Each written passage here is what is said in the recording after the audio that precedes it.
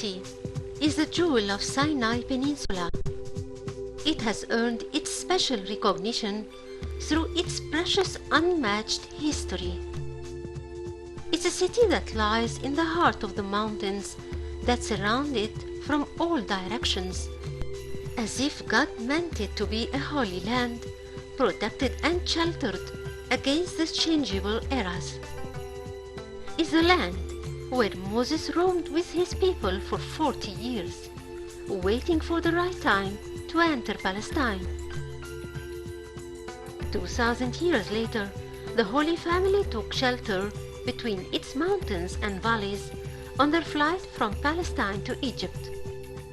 Time was very generous with St. Catherine city, that it has brought Queen Helena in the 6th century BC here, only to build a small church around the burning bush, where God has revealed himself to Moses.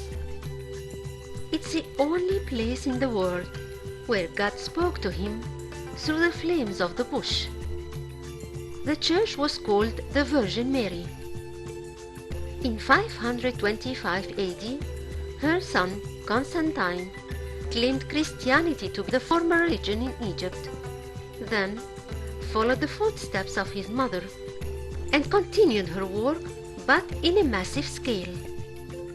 He constructed a great monastery in that location, adding more holiness to the city that was called later, after the young virgin, Catherine, who suffered an unimaginable torture by the hands of the Roman emperor.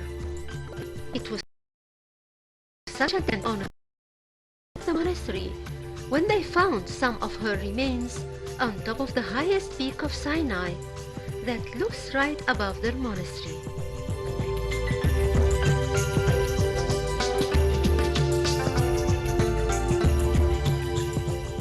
The Muslim Jebel has long looked after the monastery and its hermits and rendered their services to them. They settled around the monastery in the surrounding valleys, where they thrived and raised generations of their families. Ever since the victory of 6 October 1973 and the retrieval of Sinai from Israel, the city of St. Catherine received very modest constructional attention. The Jebaliyas depended mainly on cultivation and tourism as sources of their income. Thus, the city called modern invasions on all levels.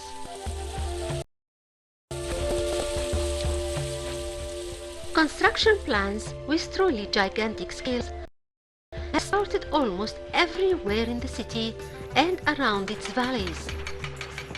Projects serving many aspects of life and of an impressive budget are taking place.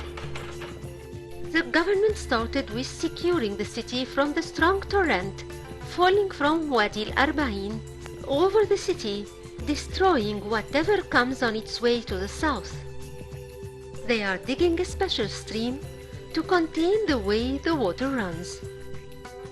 Hotels and environmental motels are built in the main zones of St. Catherine to shift the usual one-night stay of the touristic programs of the city into a prolonged stay, where visitors can enjoy making safari trips in the deserts and the valleys, and also hike in the numerous mountains that are famous, like Moses Mountain, St. Catherine Mountain, Abbas Pasha Mountain, Serbal Mountain, and Sefsafa Mountain, the Transfiguration Mountain. The Visitor Center is the first building that will welcome the visitors of the city. The Peace Court that exists in front of Wadi Raha Hotel, which is the first and oldest there, will be developed, as well as the late President El Sadat's rest house. A new administration building will be built to include a complex of governmental services and the city council.